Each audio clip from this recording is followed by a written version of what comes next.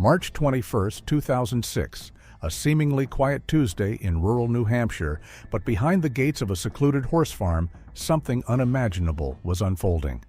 By nightfall, a young man was missing, his body never to be found. The only clues left behind were a trail of blood, a missing person report, and a woman with a past darker than anyone could have imagined. She claimed he left willingly and even called the police herself. However, what investigators would uncover inside that farmhouse would ignite one of the most chilling cases the state had ever seen. What really happened to Kenneth Countie, and how many others had crossed her path only to vanish without a trace? This is a story of manipulation, madness, and murder. But it didn't start here, and it certainly wouldn't end here. Born on July 4, 1958, in Fort Payne, Alabama, Sheila K. Bailey appeared to have a humble Baptist upbringing. She was one of 6 children raised by Ruby and Manuel Bailey. Her father worked as a machine operator for the State Highway Department, while her mother cleaned homes to help support the family. However, beneath the facade of a religious and hardworking man, Manuel harbored a violent temper that poisoned their household. Weekends were particularly volatile, fueled by alcohol, and Manuel's rage often erupted into terrifying outbursts. In one particularly disturbing incident, he overturned the family's cast-iron heater and hurled food at his wife and children. When they attempted to flee in the car, he smashed a window with such force that he lost his balance, giving his family a chance to escape. Unfortunately, a can of antifreeze struck 6-year-old Sheila in the hand, leaving a scar that would never fade. That night, they hid in a cornfield until he gave up his pursuit, then walked 6 miles in darkness to reach safety. The trauma didn't end there. Years later, Sheila would disclose that both she and her sister were victims of sexual abuse by their father. Sheila tried to leave her childhood pain behind, graduating high school and blossoming into a beautiful young woman with dreams of becoming a country singer or model. Hungry for attention and determined to shine, she began entering beauty pageants. She was charming, striking, and knew how to command a room. But there was also a darker side, controlling, demanding, and volatile. In late 1980, she met John Baxter, a 19-year-old single father. Although he was 4 years her junior, the two married within a month of meeting on New Year's Eve, 1981. However, the union quickly disintegrated. Sheila resented playing the role of a stepmother, especially when it meant putting her own ambitions on hold. Her frustration turned into cruelty. John came home one day to find his young daughter locked in a closet-like room using a bucket as a toilet. The girl had been beaten and terrorized into silence. John immediately expelled Sheila from the home, and the marriage lasted just 6 weeks. Sheila then took a job at a fast food restaurant where she met Ronnie Jennings. Tall, attractive, and non-committal, Ronnie wasn't looking for anything serious, but Sheila was. Despite his reluctance, she eventually convinced him to marry her after her divorce from John was finalized. The couple moved to Chattanooga, Tennessee, but the honeymoon phase evaporated quickly. Sheila's violent mood swings and threats left Ronnie in constant fear. He once confessed that he worried she would kill him in his sleep with a pair of scissors. As their relationship deteriorated, Sheila began an affair with Sam Williams, the married vice president of the company she worked for. When Sam's father discovered the affair, he forced his son to end it and fired Sheila. Devastated by the loss of both her job and lover, she attempted suicide by overdosing on pills, landing her in a week-long coma. Upon waking, she was institutionalized and later alleged she had been sexually assaulted by a staff member. After 30 days, she was released, claiming perfect mental health, though her husband disagreed, and they soon divorced. By 1987, Sheila spotted a new opportunity. A personal ad from a 60-year-old widower named Wilfred Bill LaBarre, a wealthy chiropractor from New Hampshire. Wilfred owned a sprawling horse farm and a clinic in the coastal town of Hampton. Sheila sent him a photo of herself in a pink bikini and quickly won him over.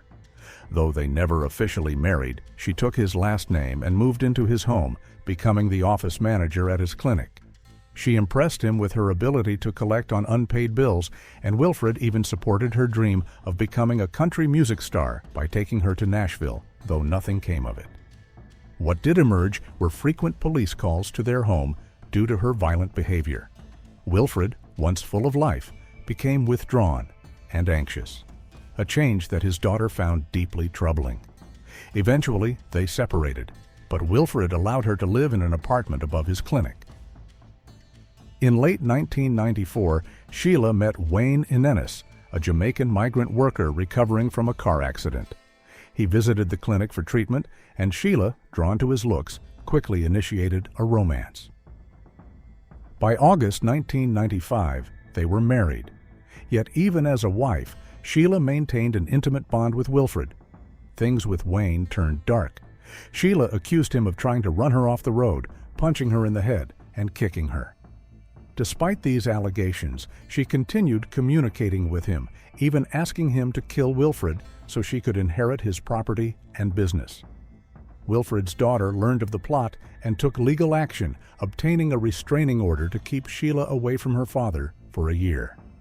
Undeterred, Sheila moved on and began a new relationship with James "Jimmy" Brackett, a shy man in his 20s with learning difficulties. She manipulated her way into his life, and he moved into her apartment in Hampton. Wilfred, ever generous, allowed Jimmy to live on his property as well. But this relationship, too, devolved into chaos. In 1998, after a violent altercation involving scissors, Jimmy filed charges for second-degree assault, but the case was dismissed as a lover's quarrel. Then came a shocking turn. In 2000, Wilfred died suddenly. Sheila inherited everything: his clinic, his 2 properties, and his prized horse farm, valued at nearly $2 million.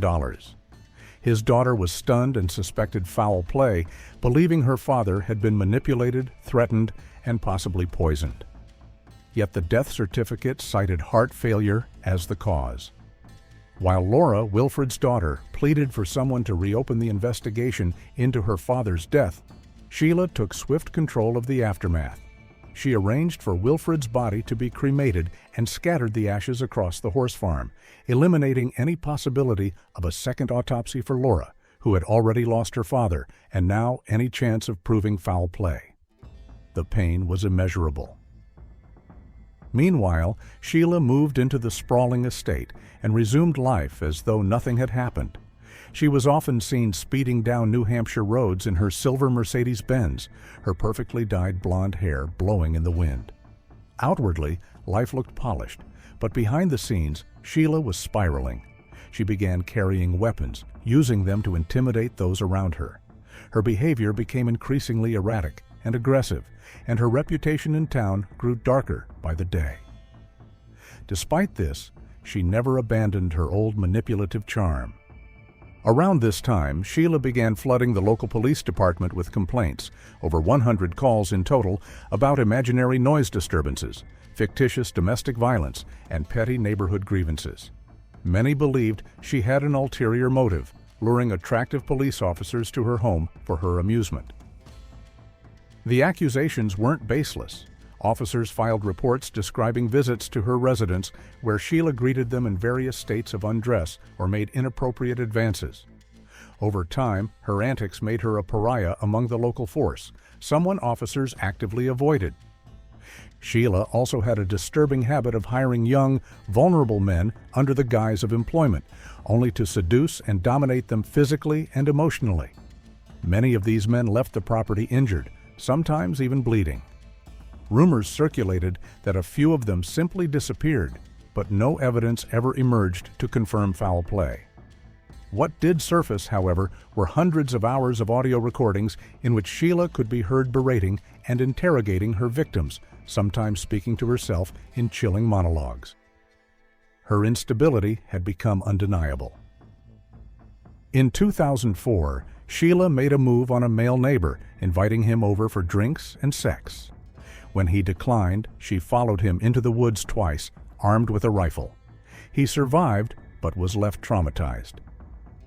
Seeking her next victim, Sheila began frequenting homeless shelters, targeting desperate men she could easily control.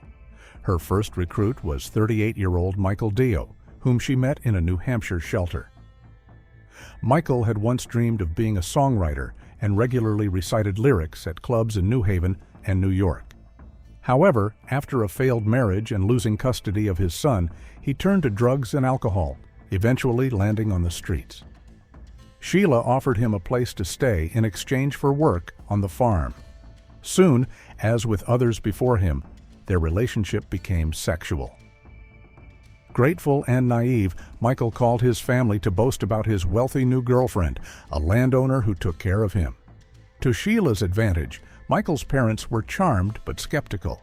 They didn't know the full story. Michael and Sheila spent their days using drugs and watching explicit films. She soon isolated him from his family, punishing even the smallest gestures of affection toward his mother. Despite the tension, Michael joined Sheila at his parents' home for Christmas in 2004. She hijacked the holiday with solo performances and sulking. A few weeks later, Donna, Michael's mother, was hospitalized and for the first time couldn't reach her son. She feared, rightly, that Sheila was behind the silence. Back on the farm, Michael was deteriorating physically and emotionally. He was beaten, humiliated, and confined. Witnesses later testified to horrifying scenes. Michael being struck with a wooden rod, hiding in a windowless room, trembling with fear, and obeying Sheila without question. In one chilling episode, Sheila forced a false confession from Michael, accusing him of damaging a carriage. After hours of pressure and abuse, he admitted to the act just to make it stop, only for her to beat him unconscious. In July 2005, Sheila brought Michael to visit his mother. Donna immediately saw the change. Her son was gaunt, nervous, and broken. When she asked what was wrong, Michael hesitated, then accused her, at Sheila's command, of abusing him in childhood. Donna knew immediately the words weren't his. Not long after, Sheila forced Michael to write a letter confessing to being a child abuser. Then, he vanished. Weeks later, Austin Wiggin returned to the farm looking for work, noticing Michael's absence. He asked Sheila where he was, and her reaction was furious. She accused Austin of imagining crimes, then calmed herself and claimed Michael had left because even his family wanted nothing to do with him. Austin didn't believe her and never came back. Meanwhile, Donna was frantic. Months passed with no word from Michael, and the emotional strain grew unbearable. While Donna grieved, Sheila moved on, calm, calculating, and once again hunting for her next victim. In early 2006, Sheila joined a phone service that matched lonely women with men looking for companionship. That's how she met Kenneth Michael Countie. Kenneth was born on July 18, 1981, in Massachusetts. Diagnosed with autism as a child, he found solace in sports, especially baseball and hockey, supported by his father, a school coach. Fascinated by war movies, Kenneth dreamed of becoming a hero himself, and joining the military seemed like the perfect path. He would soon find himself crossing paths with a woman who had left behind a trail of broken men and may have been hiding even darker secrets. From the beginning, Kenneth's mother, Caroline, feared the world would hurt her son. With his kind heart and gentle nature, Kenneth was vulnerable. She pleaded with him to stay home, but he had already made up his mind. Just after graduating high school, he enlisted in the military and began basic training at Fort Benning, Georgia. However, Kenneth struggled with the physical demands, specifically the abdominal exercises, and was discharged for medical reasons. Defeated but determined, he returned to Massachusetts and took a job at a local car wash, quickly earning the respect of coworkers and supervisors. By late 2005, at age 24, Kenneth decided to try living on his own. He moved to Wilmington, Vermont, sharing a house with another young man who described him as kind but naive. Kenneth's mother stayed in close touch, visiting him at work and calling daily. Yet beneath his cheerful exterior, Kenneth was lonely and aching for affection. One night in early 2006, during a bout of insomnia and depression, Kenneth saw an ad on TV for a hotline that connected lonely callers with affectionate women. He dialed the number, and Sheila answered. Their exchange was flirtatious and provocative, and by the end of that first conversation, a connection was made. On Valentine's Day, they met at a beachside hotel. For Kenneth, it was a dream come true, a wealthy, confident, beautiful woman who made him feel important. Within 4 days, he left his home without warning and moved in with Sheila. She offered him a new life, a job, a future, even a new name. But it didn't take long for Kenneth's family to become concerned. The police received 2 alarming calls from Kenneth's relatives who believed he was being held against his will by an older woman named Sheila. After confirming that Kenneth was listed as a missing person, the police visited Sheila's heavily fenced property. Initially, she denied knowing Kenneth, but eventually brought him to the door. He looked frail, but claimed he was there by choice. Sheila quickly ordered the officers off her land. 2 days later, Sheila called the police repeatedly, threatening legal action for what she described as an unlawful intrusion. She demanded a copy of the missing person report. In the days that followed, she manipulated Kenneth into signing over power of attorney, granting her control over his mail, finances, and legal representation. She even recorded a coerced confession from him, falsely admitting to crimes he never committed. On March 17, 2006, police were called to a supermarket to respond to a disturbance. There, they found Sheila and Kenneth. He was slumped in a wheelchair, pale, with facial cuts and swollen hands. When the police tried to speak with him, Sheila silenced Kenneth with a single glance. She claimed he had been in a car accident. Police escorted them from the store, noting that Kenneth could barely walk, and Sheila had to help him into her vehicle. 4 days later, on March 21, 2006, Sheila murdered Kenneth using poison and a knife. She then dismembered and incinerated his body. The next day, she called the police, enraged about being considered a suspect in the supermarket incident. Calmly, she told them Kenneth no longer lived with her. On March 23, Kenneth's mother, Caroline, called the police again. When she was told her son had returned to Massachusetts, her despair deepened. That night, Sheila phoned the police again, this time to play the disturbing recording of Kenneth's false confession. The call was unsettling enough that officers were dispatched to the farm, but Sheila gave them nothing. Still suspicious, authorities returned on March 26th with 3 search warrants. Over several days, investigators uncovered chilling evidence: bloodstains in the kitchen, living room, bathrooms, and bathtub, some so old they were covered in dust. Bones and teeth, likely human, were discovered, as well as burned burial sites. Despite these findings, Sheila was not immediately arrested. Instead, officers were assigned to watch her. She managed to slip away, disguised with bright red hair, carrying $85,000 in cash and checks, certain her charm would keep her safe. She convinced strangers to drive her, unaware they were helping a killer evade justice.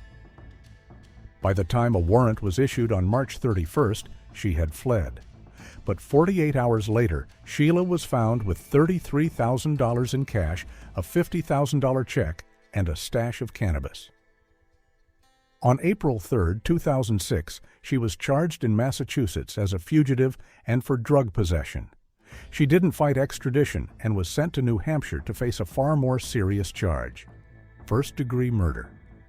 In court, Sheila showed no remorse as Kenneth's family held up a large photo of him.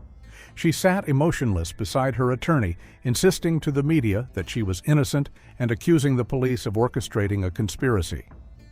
Meanwhile, the judge issued an order freezing Sheila's assets and nullifying her claim to Wilfred's estate.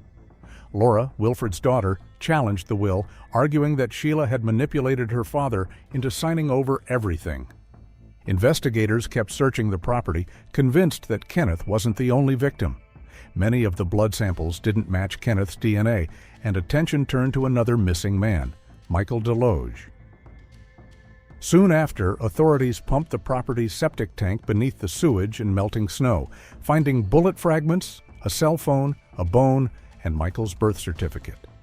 They also recovered a handwritten letter, Michael's supposed confession, and a note listing his mother's contact information.